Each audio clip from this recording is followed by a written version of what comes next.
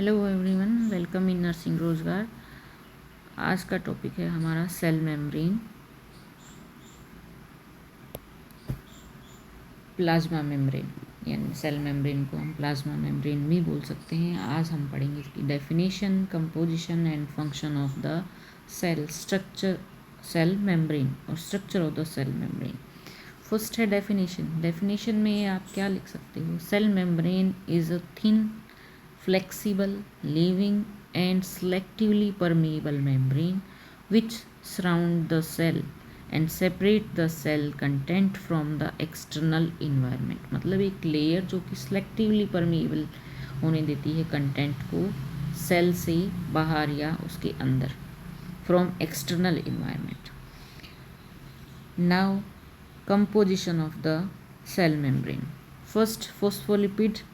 phospholipid आपका रहेगा 55 to 60% composition में। Protein 35 to 40%, cholesterol 2 to 10%, carbohydrate 2 to 10%।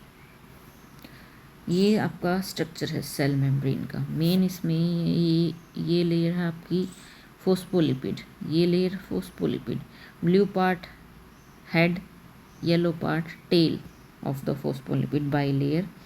ये बीच में आपका कोलेस्ट्रॉल शो रहा है।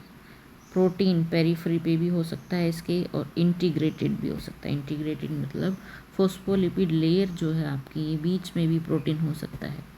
ठीक है, इंटेग्रल प्रोटीन हम इसको बोल सकते हैं। Integral protein many types, enzyme protein, carrier protein, receptor protein या फिर चैनल प्रोटीन।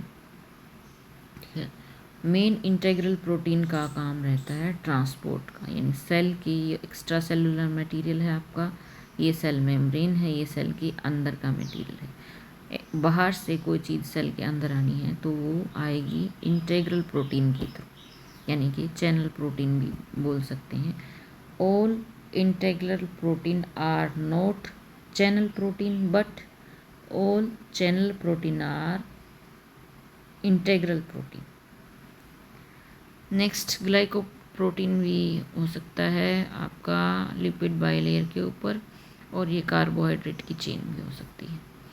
ठीक है, ये आपका जो मॉडल है, स्ट्रक्चर है मेम्ब्रेन का, ये आपका कौन सा मॉडल रहेगा? Fluid mosaic model, Singer and Nicolson ने डिस्कवर किया 1972 में। ये आपको याद रखना है। नेक्स्ट है function of the cell. Short में आप याद रख सकते हैं PPCS। First P protection, protect करता है from mechanical, chemical and osmotic damage से। नेक्स्ट फंक्शन है शेप एंड सपोर्ट, यानी कि किसी भी स्ट्रक्चर को शेप प्रोवाइड करने का काम किसका रहता है? सेल मेम्ब्रेन का। उसको सपोर्ट देने का काम भी क्या है? सेल मेम्ब्रेन का रहता है। नेक्स्ट है selectively permeable. Selectively permeable means कुछ मटेरियल हैं जिनको सेल परमिशन देती है अंदर आने के लिए, सेल मेम्ब्रेन परमिशन देती है अंदर आने के लिए, इसलिए हम बोल सकते हैं सिलेक्टिवली परमेएबल। यानी हर मटेरियल को अंदर नहीं आने देगी, रेगुलेट करती है मूवमेंट ऑफ सब्सटेंस को। नेक्स्ट है transport of substance, help in transport of ion, nutrient, gas and waste product. Next है cell communication, means cell membrane के ऊपर रिसेप्टर प्रोटीन रहते हैं जो कि रिकॉग्नाइज करते हैं, सिग्नल भेजते हैं, आगे कम्युनिकेट करते हैं। नेक्स्ट है सेल रिकॉग्निशन, आउटर सरफेस पे रिकॉग्निशन के लिए आपका प्रोटीन रहता है। नेक्स्ट है होम्योस्टेसिस मेंटेन, मीन्स सेल का इंटरनल इन्वायरमेंट को मेंटेन करने का काम रहता है सेल मेम्ब्रेन का। फ्लूइड ज़्यादा है कम है, इसको सेलेक्टिवली परमेएबल करके उसको अंदर का इन्वायरमेंट मेंटेन करना होता है। ठीक है, first P protection, second P selectively permeable, C communication, S shape. Important point आप याद रखने लायक रहेंगे। थिकनेस, सेल मेम्ब्रेन की थिकनेस कितनी रहती है? 7 to 10 नैनोमीटर, NM। अब स्ट्रक्चर सेल मेम्ब्रेन के मेनली दो स्ट्रक्चर थे। यूनिट मेम्ब्रेन कॉन्सेप्ट था, एक फ्लूइड मोजाइक मॉडल कॉन्सेप्ट था सिंगर और निकोलसन का।